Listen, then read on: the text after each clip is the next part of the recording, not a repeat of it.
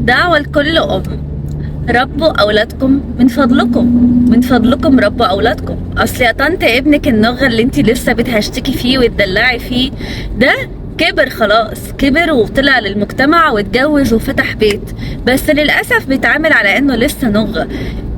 ايه ذنب الست اللي هتتجوزه انها تاخد واحد لسه بيبي بيدادي؟ هي مش محتاجة طفل في حياتها، هي محتاجة راجل ناضج يسندها، تقدر تتسند عليه وتقدر تجري عليه، ولو احتاجت حاجة تبقى عارفة ان في ظهرها اسد هتتسند عليه.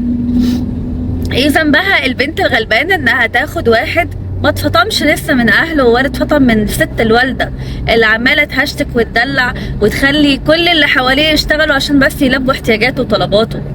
انت يا ماما ما بتخلقيش راجل، انت بتخلقي بيبي محتاج انك تفضلي تطبطبي عليه وتدادي عليه. ايه ذنبها؟ ايه ذنبها البنت اللي هتاخده وهتاخد مقلب فيه؟ اذا ما عرفتوش تربوا رجاله ما تخلوهمش يفتحوا بيت، ما تخلوهمش يتجوزوا ويخلفوا، والست الغلبانه تشيل همه بقى وتشيل طلباته واحتياجاته، وبدل ما هي يا عيني بتتجوز علشان خاطر تلاقي حد تتسند عليه، تلاقي ان هي وعيالها وهو مسنودين عليها هي. الدنيا عمالة بتتبدل وبتتغير، احنا محتاجين رجالة في حياتنا، رجالة نتسند عليها. راجل ما بقاش بفكر انا المفروض اعمل ايه النهاردة، ولا افكر ولا اشيل الهم للخطوة الجاية. دلوقتي الست بقت هي اللي تفكر وهي اللي تخطط وهي اللي تشيل وهي اللي تربي، وسعادته دوره ايه؟ ده لما بينزل الشغل ويرجع يحسسك ان هو عمل مجهود جبار مفيش مخلوق بيعمله، رغم ان انت بتبقي بتشتغلي وبتتمرمطي بره وبتتمرمطي جوه ومع العيال. الرحمة حلوة، الرحمة حلوة مش كده. الام اللي تحس ان ابنها متدلع مش قد مسؤولية ما تبليش بنات الناس بيه. الام اللي خلقت طفل عمال يتقمص من اقل حاجه ومحتاجه الست هي يا عيني اللي تقعد تدادي وتصالح وتترجى، ويقعد يعاقبها بقى بالصمت العقابي ويقعد بالايام ما يتكلمش معاه. يغتي نغه هيكبر امتى ان شاء الله؟ ليه بتعملوا كده في اولادكم؟ ليه بتعملوا كده في اولادكم؟ بصوا حواليكم، شوفوا دلوقتي الرجاله بقت عامله ازاي. احنا بقى حوالينا اشباه رجال، الست بقت هي اللي بتقوم بدور الراجل، والراجل مش موجود، دوره اصلا مش عارفه. انت حتى لما بتحاولي تفهمي الراجل ايه دورك في الجواز هو مش فاهم ايه دوره، هو مش عارف يتصرف ازاي ولا يتعامل ازاي، لانه اتولد في بيت ملبيله كل احتياجاته وطلباته وبيتعامل معاه على انه في السيد، يؤمر ويتامر والشغاله تجيب وتودي وتسوي وتعمل. ابوس ايديكم كأمهات، انقذوا اولادكم، ربوهم صح، علموهم يعني ايه مسؤولية، يعني ايه يكون راجل ناضج، يعني ايه الست تتعامل بطريقة معينة، يعني ايه الست محتاجة راجل في حياتها يبقى المرجع ليها تتسند عليه. الست مش عايزة هي اللي تقود، انتوا فاهمين غلط. الست عايزة تريح بالها وتلاقي راجل تقدر تتسند عليه هو اللي يقود العلاقة. دلوقتي الرجاله بقت هي اللي بتشتكي كمان لامهاتها، حاجه جميله الصراحه. زمان كنا بنشوف البنت لما بيحصل معاها مشكله تلاقيها مش عارفه تتكلم مع اي حد فتجري على اهلها علشان خاطر ايه؟ تستنجد بيهم. النهارده علشان الحياه الحمد لله اتبدلت والعيال متربيه غلط اصلا والولاد مش فاهمين يعني ايه مسؤوليه، تلاقيه هو اللي طول الوقت بيتكلم بره عن مراته وعن حياته وعن بيته وعن تفاصيل بيته مع اصحابه عادي، مع اهله عادي، ويشتكي للحيطان تميل وكأنه ضحية. انتوا عرفتوا تخلقوا رجالة بتلعب دور الضحية، وخلقتوا ستات يا عيني فقدت انوثتها من كتر المسؤولية اللي بقت عليها. الستات دلوقتي بتقوم بدور الراجل ودور الاب ودور الام المطلوب منها تاني، وفي الاخر يجروا يدوروا يقولك ايه؟ هي دي ست دي، وانت عايزها ايه يا حبيبي؟ عايزها باكج كومبو تبقى هي اللي بتربي وهي اللي بتاكل وهي اللي بتشرب وهي اللي بتدرس وهي اللي بتشتغل، وانت يا اختي نغه لو ما لقيتش شغل تفضل قاعد وهي اللي تصرف عليك.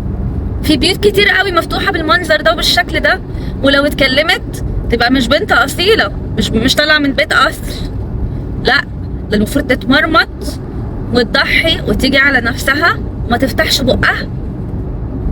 ربوا رجالة، لان الدنيا بتضيع.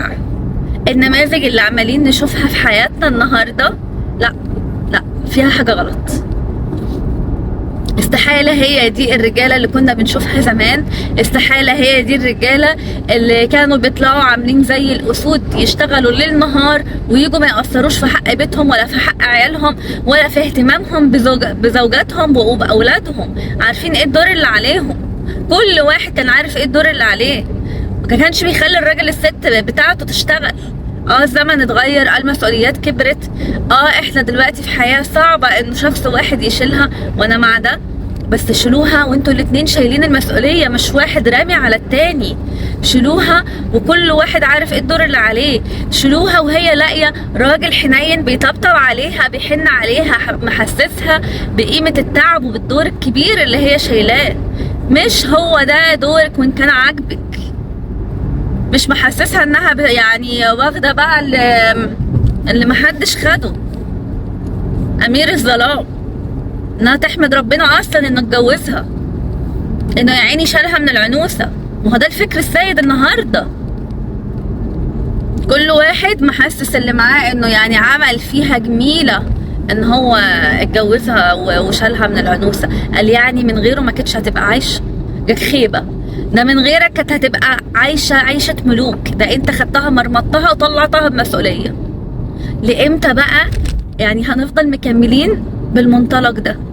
ربوا رجالة، وكل ام شايفة ان ابنها مش الشخص اللي يتحمل مسؤولية، مش الشخص اللي يفتح بيت، ما تجوزهوش، ما تدخلوش بنات، ما تدخلوش بيوت الناس، تضيعوا البنات الناس، تضيعوهم، تطلعوهم بمسؤولية. شوفوا كام دلوقتي القضايا اللي موجودة في المحاكم الأسرية واللي في الكنايس مش عارفين يتطلقوا.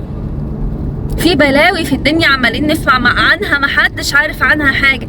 في بيوت مقفولة يعني باستحالة العشرة ومكملة بس عشان خاطر العيال، عشان ما تدمرش عيالها، رغم ان اللي بيشوفوه كل يوم في البيت قادر ان هو يدمرهم، قادر ان هو يخلق منهم اشخاص غير سوية وغير نفسية تماما.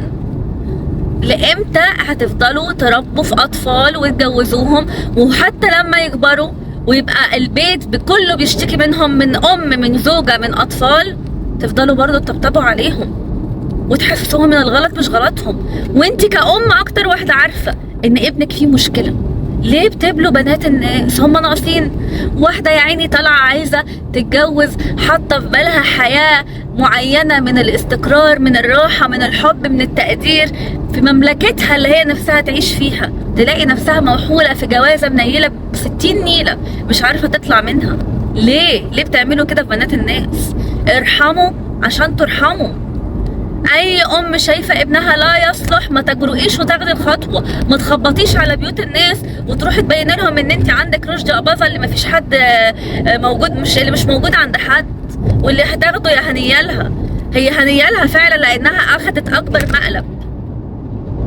فكفايه بقى، كفايه بجد اللي بيحصل ده كتير. ارحموا الناس، خلوكوا امنا مع العائلات اللي انتوا بتدخلوا وسطيهم، مش يبقى فيكم العبر وتروحوا تبهدلوا بنات الناس وتطلعوا فيهم اللي مش فيهم كمان. كده كتير بجد كتير. الناس تعبت، البنات دلوقتي بتتدمر. كمية العنوسة دلوقتي بمزاجهم. اذا كنتوا بتتريقوا على انه دي ما جالهاش القطر، اللي اتجوزوا دفع عليهم القطر، اللي النهارده قاعدين بمزاجهم لانه شايفين النماذج اللي حواليهم كلهم فاشلة. كل النماذج دلوقتي فاشله. قليل قوي لما تلاقي علاقه مستقره وعلاقه سليمه وفي ارتباط حقيقي والراجل عارف ايه الدور اللي عليه وشايل بيته وشايل عياله. وعمر ما كان الدور مصاريف، الدور اكبر من كده بكتير، ولازم كل شخص في قلب العلاقه يفهم ايه دوره وايه المطلوب منه. لكن البهدله دي اللي بيمروا بيها بنات الناس، ومرات كمان بيبقى الرجاله مظلومه. مش بقول ان طول الوقت الستات مظلومه، بس الاغلبيه دور الراجل ما بقاش موجود، بقى مسحوب من الساحه، وده غلط. الاغلبيه ان الست هي اللي قايمه بالدورين مش بدور واحد، والست تعبت نفسها تعيش كست كأنثى. ارجوكم يعني ربوا اولادكم، مش هقول اكتر من كده. ربنا معاكم.